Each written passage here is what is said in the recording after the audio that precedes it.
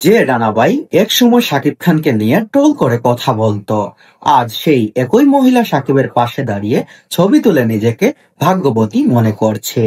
এটাই তো আসল সফলতা। যারা আগে অপমান করত তারাই পরে সুযোগ পেলেই তারকাদের পাশে দাঁড়াতে দৌড়ায়। তাই কে কি বলল, কে হাসলো, কে ট্রল করলো, এসব নিয়ে মাথা ঘামানোর দরকার নেই। নিজের কাজে মন দাও, মন দিয়ে চেষ্টা করো, এক সময় মানুষরাই তোমার ভক্ত হয়ে তোমার পাশে দাঁড়াবে। শাকিব খান ঠিক এভাবেই নিজেকে অভিনয়, পরিশ্রম আর ফিটনেস দিয়ে সবার মুখ বন্ধ করে দিয়েছে।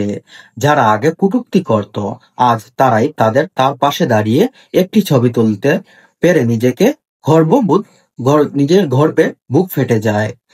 এটাই সফলতার শক্তি। শাকিব খানকে নিয়ে আগে অনেকেই ট্রল করত, সাকিবের নাকি পেট মোটা, সাকিবকে নাকি দেখতেও সুন্দর, সাকিবের নাকি ভুঁড়ি আছে, সাকিবের নাকি কখনো কোনো পেক নেই। কিন্তু শাকিব খান নিজেকে প্রমাণ করে দিয়েছে সে যে বাংলাদেশের একজন মেগাস্টার। সে চাইলে অনেক কিছু